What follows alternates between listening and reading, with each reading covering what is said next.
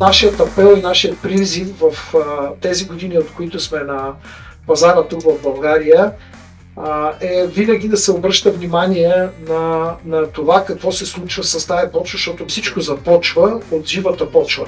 Колко от вас знаят какъв е хумусният процент на нивите, които обработвате?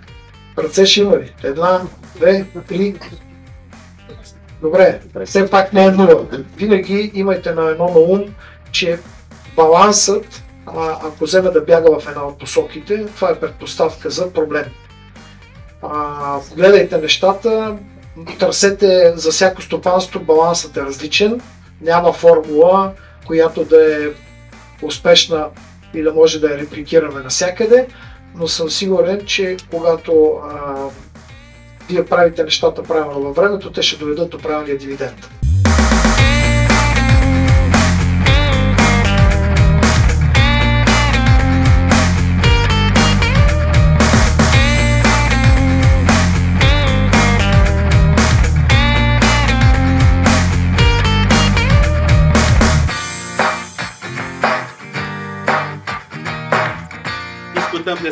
Ще си говорим за пари.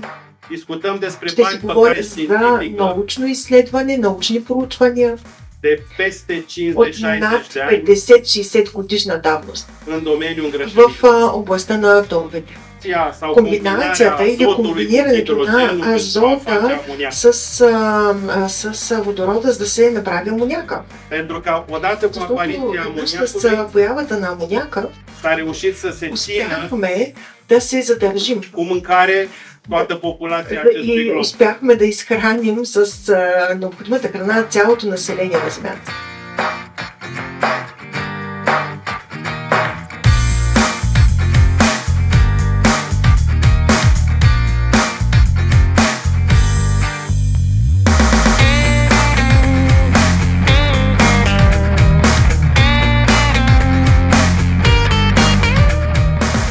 Това е наука и този инструмент работи. 100% безусловно. Работи както в медицината, така и в земеделието. Това е начинът, който наричаме внасяне на микроорганизми чрез пробиотик. Какво е пребиотикът? Също го чувате по радиа, по телевизии и така нататък. Пребиотикът е храна, подобряване на условията или определена стимулация. Сега тук е огромната разлика. На наличните микроорганизми в определена среда. Тоест, на тези бактерии, които са във вашите ниви, които са си там приспособени за вашите условия, за вашия механичен състав на почвата, за вашият начин на третиране. Те са там и вие получавате възможност да ги стимулирате, за да повишат своята концентрация. Тоест, тук внасяме, тук работим с наличните. Сам по себе си, нашият продукт Bioactive е 100% пребиотик. Внасяйки го в каквато и да било среда, при каквито и да било насъждения, той винаги има по какъв начин да работи с наличните микроорганизми, стига те да са аеробни.